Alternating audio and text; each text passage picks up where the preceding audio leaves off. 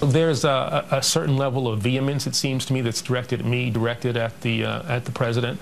You know, people talk about taking their country back. You know, I can't look into people's hearts, look into people's minds, but it seems to me that this president has been treated differently than others. There's a certain racial component to this for some people. I don't think this is the thing, is a main driver, but for some, there's a racial animus. So now, if you criticize the administration, you might be racist. Paul Mitchell co-founder Jean-Paul Dioria, he's not buying it. Neither is Fox News' Harris Faulkner. But Christian Dorsey from the Economic Policy Institute says there may be some truth in it. Christian, I want to start with you. The General uses the expression, take the country back, and suggests that the use of that expression is in some way racist. Make that case for me, please. Well, you know, I think what the Attorney General is talking about is the level of discourse that has accompanied people who criticize the president. Look, I criticize the president from time to time, and that's fine. But when it comes to some of the names that have been used, talking about the president's legitimacy, calling the president a socialist, calling the president a monarch, questioning his legitimacy to even hold the office, one has to wonder what's motivating that. Is it simply an opposition to the policies, or is it an opposition to his holding the seat? I want to go back to that expression, take the country back. I want you to listen to a couple of sound bites from other people who said exactly the same thing. Go. Make it clear that we're going to take our country back. You have the power to take our country back, and you have the power to take the White House back. Harris Faulkner, do you think that the use of that expression in that context or any other implies racism? You know, I'm taking notes. I noticed. Yeah, I'm writing this down because I'm a little shocked that words like socialist and monarch have any sort of racial component or connotation at all. I hadn't heard that. The Attorney General, I guess, is trying to, along with your guest, is trying to educate us on some things that I was not aware of. I would like to point out, You're being sarcastic. Though, I'm being very facetious. I would like to point something out, though, and it is something that I find troubling. You know, this is not helpful. This is dividing the country even more. And as the highest prosecutor in the land, I would challenge Eric Holder to find words that are healing and helpful. I mean, if really his course has been, and if the president's course has been to scream and complain, that navigates that there's a victim in the neighborhood. So who's being victimized? Jean-Paul, you're an entrepreneur, you're in the economic arena. What do you say? And I talk to people from the heart and from the soul, and I say it's Boulder Dash, because the problem is some of the rules, regulations, the economic things, what they're doing there, what's going on from the Congress, from the president, from the administration, it's an economic issue. It's not a race issue. It's a policy issue. That's what people are talking about, taking the country back. Hey, Senate, Congress, get together. Get your acts together. Mr. President, all work together.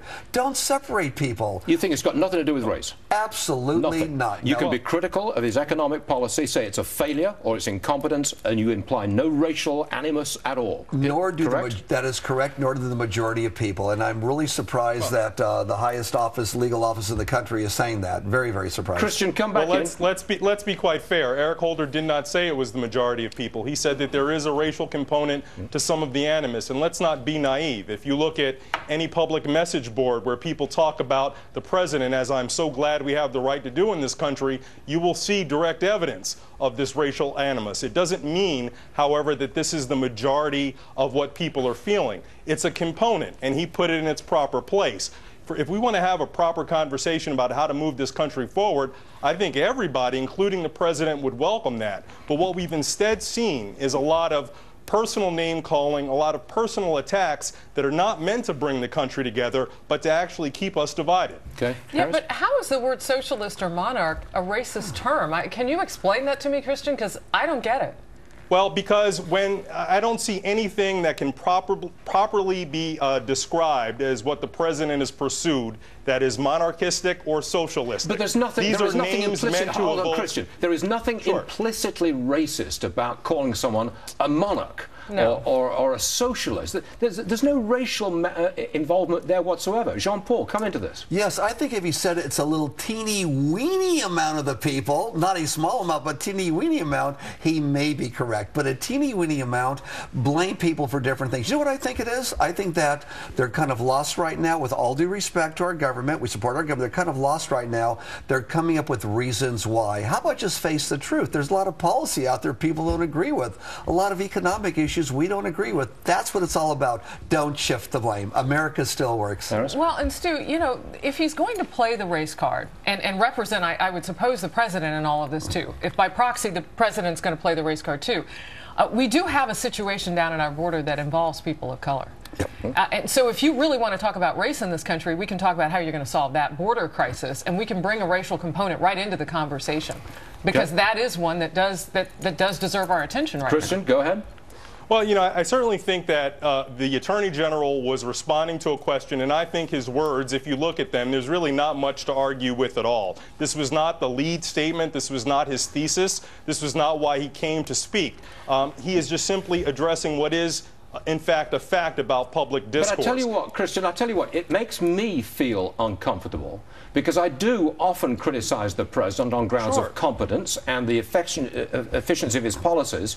I don't think it comes from any racial animus on my part whatsoever. And I'm very worried that people who do criticize the president objectively are all swept into this racist basket. You know, that's not the way it is. Well, and I'm concerned that it's then going to get people to quiet down with their criticisms. And in this country, part of what makes us great, and certainly what makes us better as individuals, is our ability to compare our thoughts on different things. And if you get everybody to back off and be defensive because you're name calling and you're putting people into kind of a personal mode rather than a professional mode, nobody's going to speak up. How will we get to be our best if we don't challenge? You got the last word, Paul. We're a nation of the people for the people. So people start uniting us a little bit more. Remember what we're all about, not what you think we should or any excuses. We're of the people for the people. America still works. Very, very good debate and excellent last words, and that's where we should all be coming from. Thank you, one and all. Appreciate it. Thank you. Thank you. The president's about to sign another executive order for our roads, to the commander who says, how about our vets? And if we're keeping illegal immigrants here, is it time to cut off the countries from which they're coming?